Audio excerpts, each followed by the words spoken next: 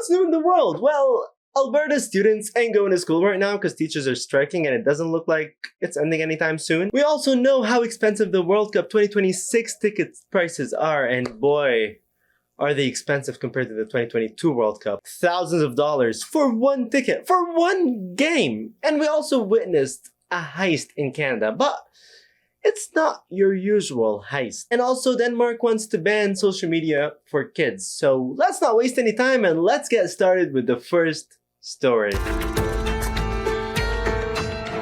You guys commented on my last video telling me to talk about the Alberta teachers strike, and I got you. We're gonna be talking about it right now. When I looked into it, honestly, it's a little crazy because the teachers got a point. Like, if you're a teacher in Alberta right now, it's not really the best profession there. Like, it's not the best situation. If you live in Alberta, Canada right now, you don't really have to go to school anymore. But it's not because it's a vacation, but because teachers are striking, which means that teachers are refusing to go to work until the government listens to their problems. But what problems are the teachers having in Alberta? Well, let's start with the classroom size, because it's full. Like, it's so full that some classes have 40 students. 40! That's like a sardine can, not a classroom. Teachers are saying that they cannot give attention to students with ADHD, autism, language challenges, because there are just way too many students. Schools don't even have the resources to support the teachers or hire new teachers even. Yeah, it's crazy there. Like, imagine having 40 students in your classroom.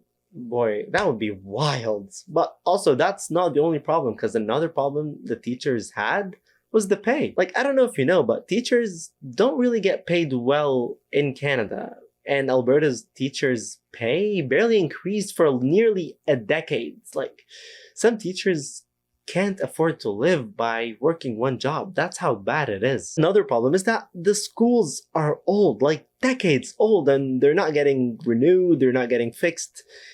It's just a mess over there for the teachers. Again, the main problem that the teachers were focusing on was the amount of students that are in one class. Like, it's a lot of students. But yeah, 51,000 teachers who are a part of the Teachers Association in Alberta are a part of the strike. And this is affecting like 700,000 students. All those students are staying at home. Like, honestly, I think the students in Alberta right now are happy because, you know, they're taking some time off, bro. But the problem is, it's a crisis for parents because parents now have to find daycare for their kids to go to. And the government was like, okay, we will give you like $30 per day for daycare, but daycare is like double that price, like $60 and above. So $30 ain't even enough. But thing is, Alberta's government, that is led by Premier Danielle Smith, said that the government is gonna give the teachers a 12% raise and hire 3,000 new teachers. And she was like, we're doing enough, we're giving you a good deal. And she said that Alberta is spending $8.6 billion to fix and build more than 100 schools. Alberta's Teachers Association was like, that ain't enough teachers. We need at least 5,000 teachers. Also, building and fixing all those schools is gonna take so long. Like, we need a solution now. So yeah, the Teachers Association wasn't happy with this, but problem is, it gets even worse for the teachers because the government is sending a lockdown notice on October 9th. Lockdown basically means that the teachers can't even come back to school if they want to. Like, they legally can't. Like, the government basically is closing the schools, which is messed up. Like, some companies do that to pressure employees who are striking, but doing that on teachers is crazy. Like, but honestly, again, the teachers got a point. 40 students in one classroom is like a zoo. That ain't a class. Schools are still closed in Alberta and the strike is still happening, so we will see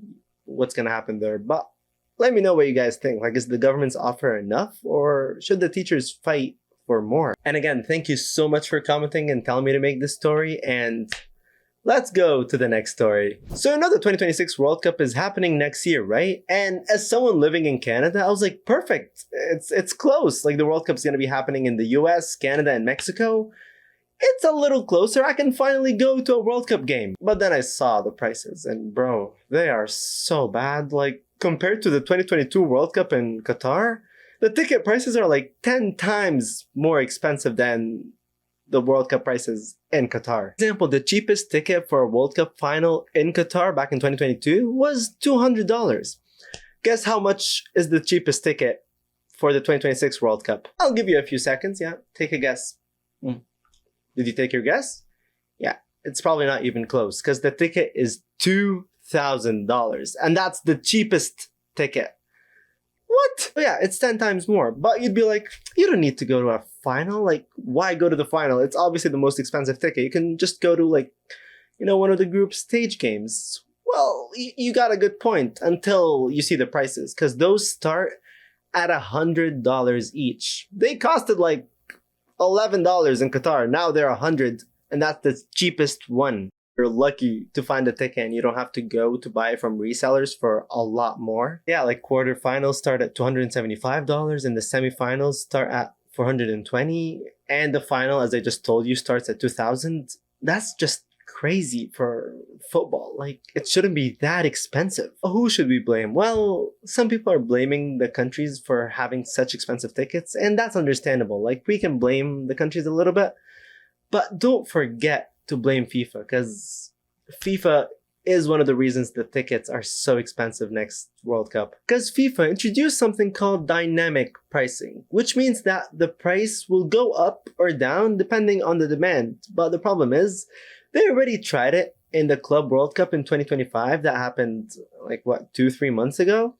And the tickets were so expensive that the stadiums were like half empty. Like, no one wanted those tickets. And the problem is the tickets are already hard to get. Like, you have to get into a draft. And if you're lucky enough to buy a ticket, you would be like buying one of the expensive ones. So it's crazy.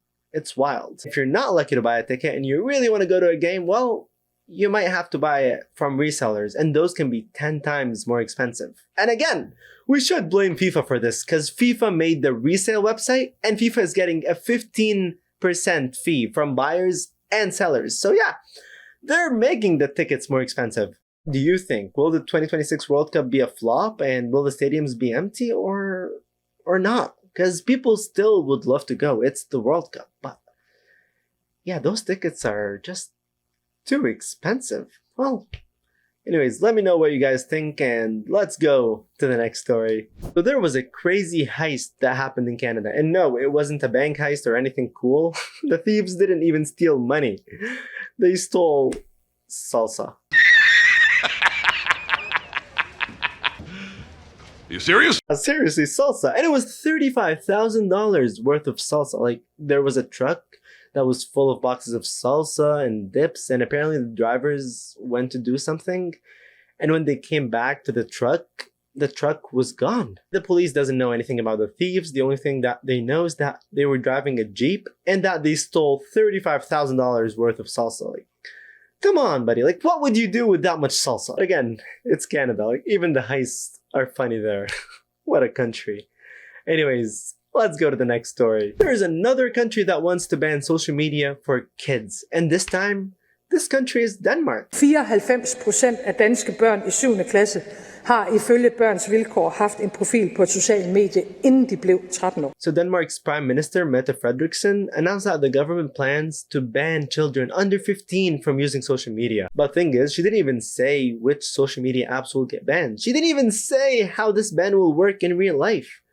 She just said we're gonna ban social media for kids, which is understandable in some situations, but obviously some kids are upset about it. Og regeringen vil derfor foreslå, at vi forbyder flere sociale medier til børn og unge under 15 år. Also, if you're over the age of 13, you might be allowed to get on social media if the parents allowed it. Yeah, that's what the Prime Minister also said. So yeah, Denmark is another country that is planning to ban social media for kids. Med muligheden for, at forældre kan give lov til børnene fra de er 13 år. That's not all, because Denmark also wants to ban phones in schools. So students between the ages of 7 and 17 won't be allowed to bring their phones in a school. I get it if you're 7, 8, 9, but seriously, like, not allowing 16 and 17-year-olds to have a phone in school is a little wild to me. Thing is, Denmark is not the first country to say we want to ban social media for kids, because Australia already did it and they went through a lot of stuff, and yeah, that law will start on December 10th, 2025. So they've been doing this for a while, and other countries are also thinking of it. So it's probably a trend right now that a lot of countries just want to ban social media for kids, but what do you think? Is it a good idea to ban social media for kids? Because honestly, I haven't seen a lot of people who are against this, but let me know what you guys think. And yeah, that's it for today. I love you all.